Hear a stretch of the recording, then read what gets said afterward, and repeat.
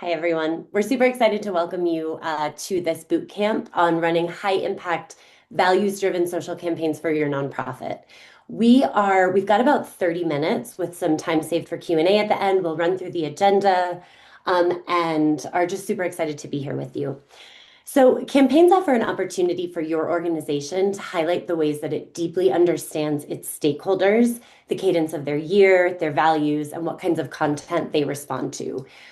As we move through this boot camp, we invite you to think about an upcoming opportunity that aligns with your values to celebrate your nonprofit and organization. So for us, we'll be talking about Teacher Appreciation Week, which happens the first week in May. That might look for your organization like Heritage Month. It may be aligned with nonprofit fundraising opportunities, potentially the news cycle, the change in seasons, or celebrations that are naturally embedded into your practice. And the other thing that I wanted to stamp before we get started is that in addition to the opportunity to show your community that you value them, campaigns are really tinderbox moments for organic growth across both email and social. So without further ado, we want to jump in. I was a teacher for 10 years in Denver public schools before I began directing our teacher to teacher and principal project communities. My name is Allison Corbett. I use she, her pronouns. And I'll pass it over to Dana. My name is Dana. I use she, her pronouns. I'm based in DC. I've been working on nonprofit digital strategy at Mission Wired for the last 6.5 years and worked with the Gates Foundation since I started in the role. Excited to talk with you all today about what it takes to launch an impactful campaign. I'll pass it over to Brianna. Hi, everybody. I'm Brianna Goodfriend. I use she, her pronouns. I'm a senior digital strategist here at Mission Wired, based in Austin, Texas, with some previous experience in public education. We're so glad you're here and look forward to spending some time talking campaigns with you today. Awesome. So let's talk through our agenda. As Brianna and Dana shared, Teacher to Teacher and Principal Project, which are initiatives of the Gates Foundations, are both vast multi-channel communities that we've been running for almost the last 10 years. And so all of the practices for powerful campaigns that we talk through today have been tested and refined across these vast communities over the years. And I really want to reiterate that there's a place for your campaign, regardless of your organization's size and whether you're refining a campaign that you know works really well, like Teacher Appreciation Week, or you're starting from scratch. And so take it from us that the practices we'll be sharing today really work.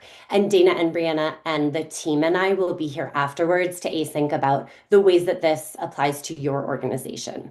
So today we'll be talking through why campaigns matter, how to set goals for an organization, designing a really impactful cross-channel strategy, elevating community leaders and influencers, using the opportunity to create new content types, and then how to integrate paid media to have a really, really impactful growth moment for your organization.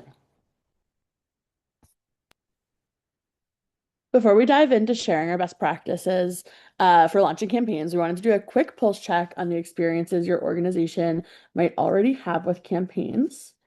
So I'm just gonna hit launch there, and if everyone could take a minute to respond. Awesome. Seeing a couple answers that show we have quite a bit of campaign experience in the room. So love to hear that. And also have some people who are new to campaigns entirely. So I think that these recommendations will sort of fit no matter where you are in your journey. And so we're excited to dive in. Awesome. So why campaigns matter? Just sort of setting the foundation for the conversation for us all today. Campaigns matter because they're a key opportunity to grow and strengthen your digital community or audience. They offer an opportunity to familiarize new people with your brand, but also build trust and belonging within your existing audience. Engagement during campaigns is useful for informing your future strategy, showing what resonates with your audience, showing what's important to them, and how you can best create content that's meeting your audience where they are in the future.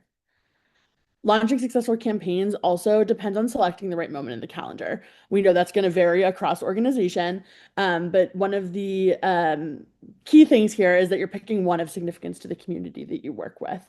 In our work with educators, this has been big moments like Teacher Appreciation Week or back to school.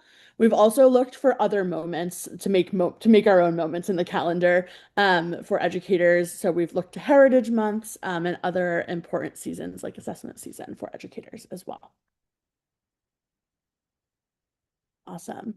So, investment in campaigns is going to have a huge payoff for your team in several different ways.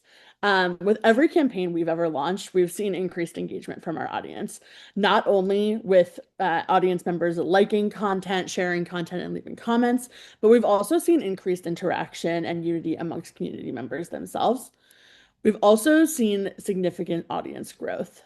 Campaigns really have the ability to power cross-channel growth and acquisition for your programs.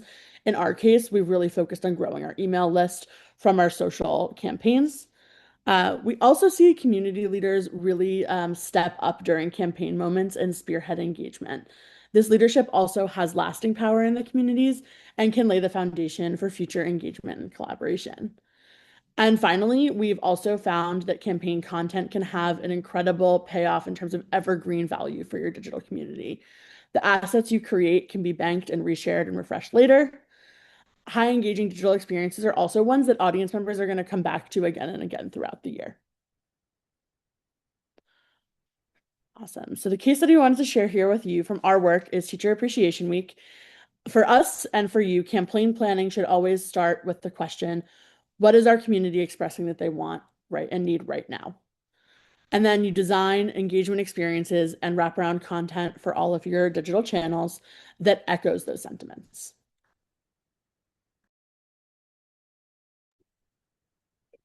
On to setting goals for your campaign. Most campaigns include three goal categories. It's important to consider and select the goals that feel right to you and your organization's mission. For example, perhaps deeper engagements on your campaign content and stronger conversions may feel more important than overall content reach, or vice versa. We suggest grounding your team by first considering engagement, growth, and action. Engagement in that your priority may be strengthening connections with your existing community through comments, shares, user-generated content, or uplifting existing collaborations with stakeholders. Growth, your priority may be expanding your audience through new followers, email signups, or membership registration. In action, you might also be focused on driving a real specific action, such as generating downloads to a priority resource you're elevating, seeing a large volume of conference signups, or driving advocacy next steps for community members. And when setting goals, I come back to these key questions. Why this campaign? What do I want to achieve? And how will I know if it was successful? Which brings us to the next slide on tracking success. Depending on the makeup of your campaign, you may track your success through various modes, such as social analytics, including engagement rate, shares and saves, audience growth, email metrics, which track new subscribers, open and click rates, and campaign landing pages, which measure traffic, membership conversion rates, or high bar audience actions. And over social media, this may include user responses such as reshares, submissions, and comments. It's important to note that your measurement doesn't need to be exhaustive or perfect to inform those future campaigns of yours. And when tracking your campaign success, ask what metrics do we collect now and what metrics would feel most important to indicate success for our organization. After working through your initial vision casting and goal setting for your upcoming campaign, you may find yourself ready to plan for a strategy that spans more than just one digital channel. For us on our team, during those high priority, high visibility moments like Teacher Appreciation Week, this is almost always the case. A cross-channel approach to digital campaigns really creates this surround sound community moment that you'll want to capitalize on. Just a few channels your team may opt to plan for include social media, email, your website or specific site landing pages, partner amplification, and paid media. Two grounding questions to ask yourselves when deciding for your cross-channel strategy are: one, through which channels does our audience already connect with us? And two, which channels do we want to grow through this campaign? Awesome. So this part is really fun when we talk about elevating community influencers, because for us, it means celebrating teachers and leaders and being able to spotlight their incredible work. For those of you who know our teacher to teacher and principal project communities, these Teacher Appreciation Week shareables and graphics on the right should look really familiar. But as we talk through these next few slides, as you're coming to us with your really unique context, I'd invite you to think about the role of influencers in your particular space. So who does your audience turn to for guidance? Who shows up as a leader with real clout in your community and why? And what kind of relationship do you have with them or might you cultivate with them? And so for teacher to teacher and principal project, obviously this is edu influencers, so teachers and school leaders who are trusted by their peers. And we generally determine this by engagements, although we can get into the nuances of that asynchronously. We would love to talk about this. You'll see that the teachers on the right that we're spotlighting, and then the principals as well, include Aisha Atkinson, Tiffany Scott, Brad Johnson, just like tried and true members of our community who our community really, really trust. And they're super digitally native as well, which might be something to think about as you are deciding who you'd like to elevate for a future campaign. And so when we elevate these influencers, we're sharing content in their voices that they've seen and approved. And as we saturate the network with their voices, this can look a number of different ways, what we call shareables, so short, powerful quotes in the voices of our educators, emails signed by teachers and principals in our communities. This can also look like graphics, podcasts, playlists. The list can really go on. So as you're thinking about the influencers in your own communities, ask yourself with whom you already have potential stakeholder relationships and where you might build them. And we're going to look at this next slide on essentially moving community members up what we call the engagement ladder. So we have this really carefully developed ladder of relationship management that moves from DM all the way to collaboration that really is meant to acknowledge both how busy our educators are and how much we value the work that they do in our communities. And so once we've identified the influencers whose voices we hope to elevate, we start very small. We reach out with a DM over social, suggesting that we would be interested in a collaboration and asking for their email so that we can deepen that relationship in a more intimate setting over email. We reach out and begin to deepen that relationship. And then from there, that may lead to a collaboration. And I think our core value, and just want to sort of share this for you to think about with your own teams, is just like respect for our community members' time. So we draft content for their review, if that's graphics, if that's a blog, if that's an email, etc. And we do compensate them for their time. We use Amazon gift cards. This is another place we would love to brainstorm with you about, but the core value at the heart of all of this is underscoring to our community in our one-on-one engagements, and then as we're sharing their pieces more broadly, that like we value them. Awesome. So once you've identified leaders to collaborate with for a campaign, you can really start thinking big. So campaigns are a great opportunity for you to innovate and for you to try new things. Because campaigns tend to generate such strong engagement, not only are they a time to elevate content you already know is going to do well, but they're also an opportunity to put that engagement to work to test new content types and ideas. So below we have a list of new concepts and ideas that our team has tried out and things that you might consider trying out too, depending on the unique capacity of your organization. On the next slide here, we have some of my favorite things that we've done over the years during Teacher Appreciation Week and large-scale campaigns. So we have podcasts, just really short, no longer than 3 minutes a piece, videos and digital care packages, all of which have really resonated with our audiences. Awesome. One content type our team really comes back to year after year is a graphic generator. So the general idea of this is that it is a digital experience that invites audience members to fill out a couple of questions in just a couple of minutes. We're taking just a couple of minutes of their time, including the all-important email capture field, and receiving a custom shareable digital graphic that will populate with their responses. So this feels really custom to each user and really celebratory of their work. So here you'll see that one campaign that we launched a few years ago called Teacher Stats. This has been one of our most popular Teacher Appreciation Week concepts of all time and our highest reaching and most used by educators in our audience. Here, educators celebrated the impact that they made through their years of working with countless students. The virality of this campaign was largely driven by educators seeing these customized graphics on their own feeds from their peers and seeking out the opportunity to go ahead and create their own.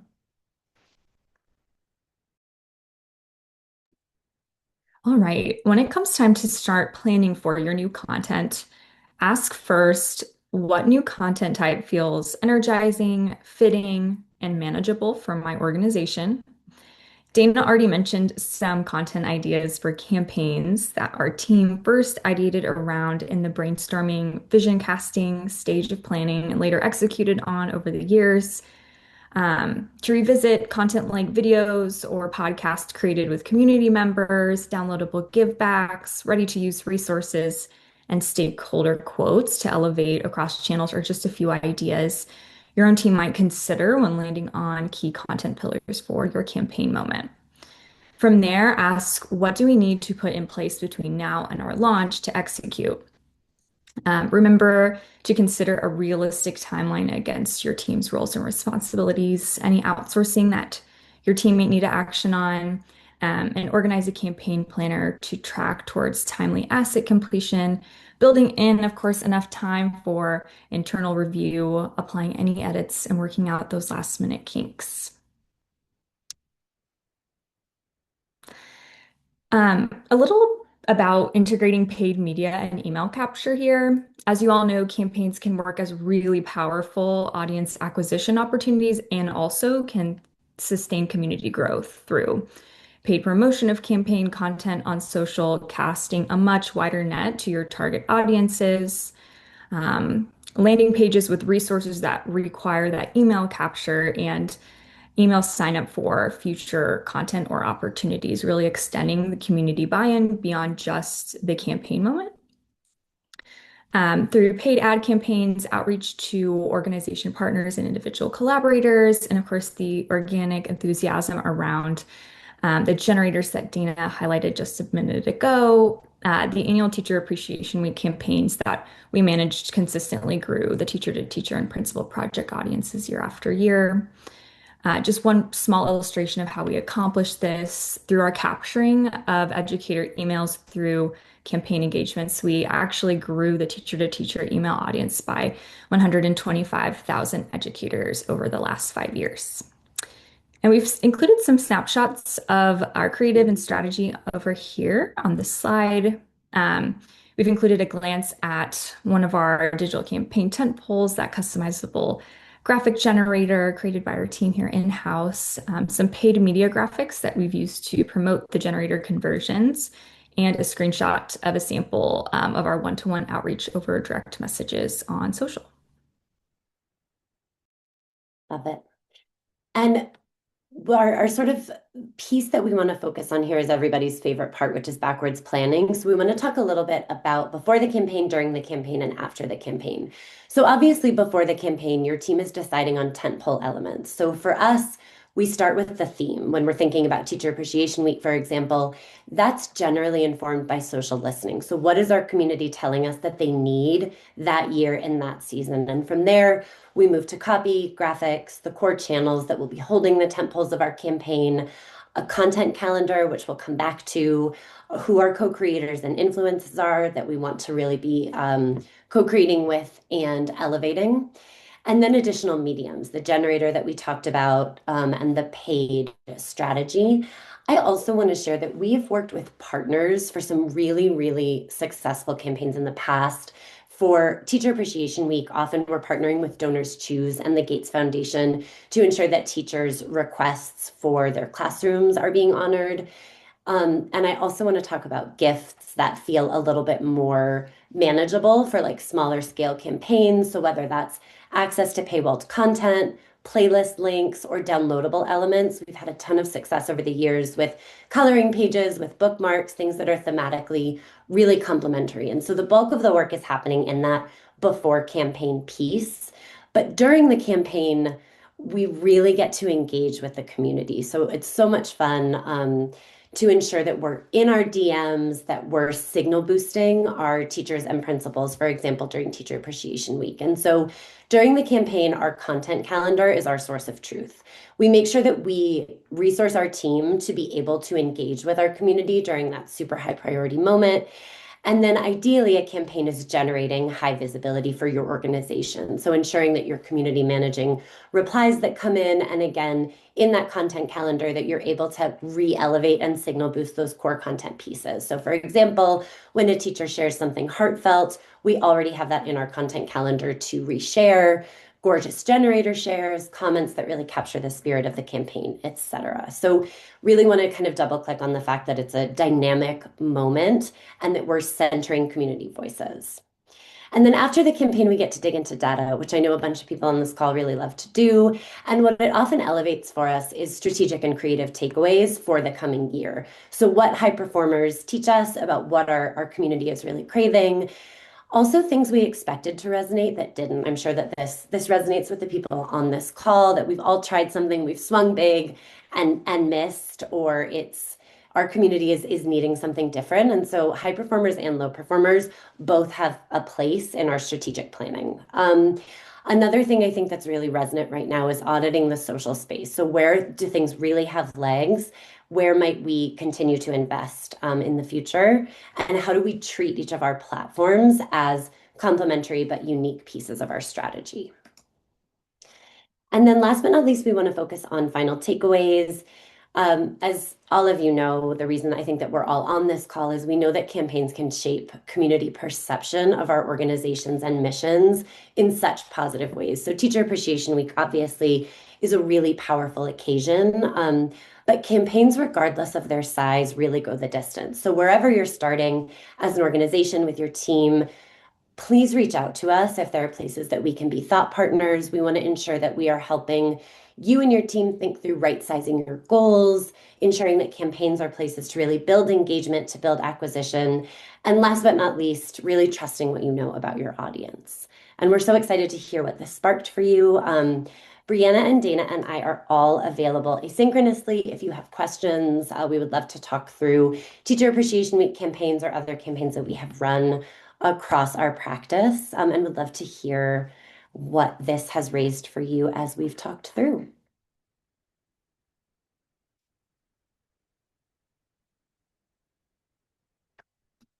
So when we think about content types, I'll start with just the tried and true piece.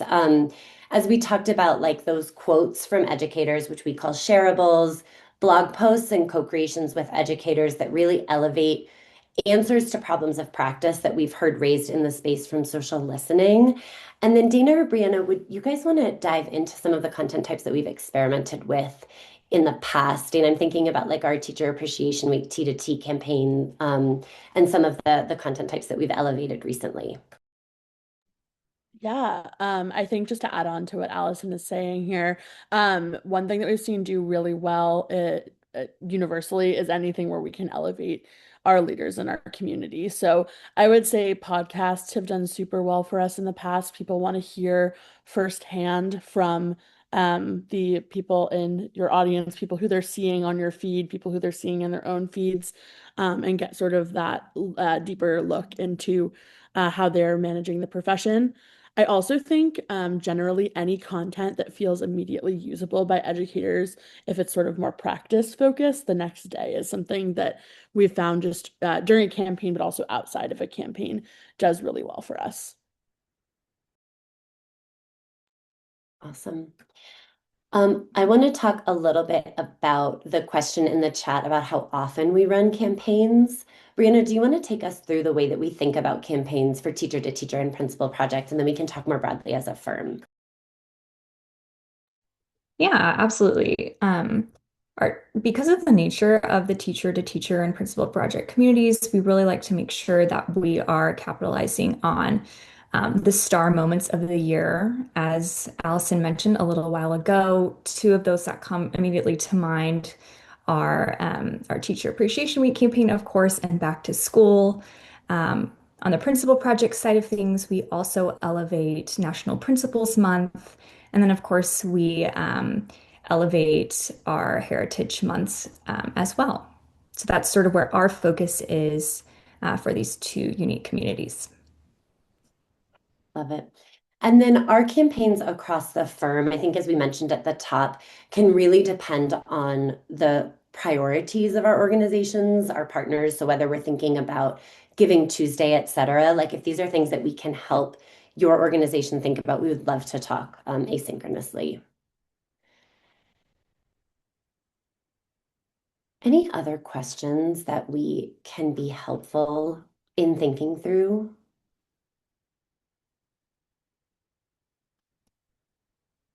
Beautiful. So we've got a question here in the chat about best practices for managing a campaign across different channels. And I think the most important thing to focus on is where your organization is investing your strategy, thinking about ROI for each of those channels. So when we think about teacher to teacher and principal project, we know that the demographics of our teachers on Facebook are very different than the demographics of our teachers on Instagram, and that we launched a LinkedIn community in the last year and a half, and that people on LinkedIn are looking for different kinds of content. And so while we certainly have complementary content strategies that cross those channels, it's really important to tailor the content that's shared to what our community members are really looking for in each of those channels. That's a really great question. Excellent. Thank you all so much. This was a pleasure.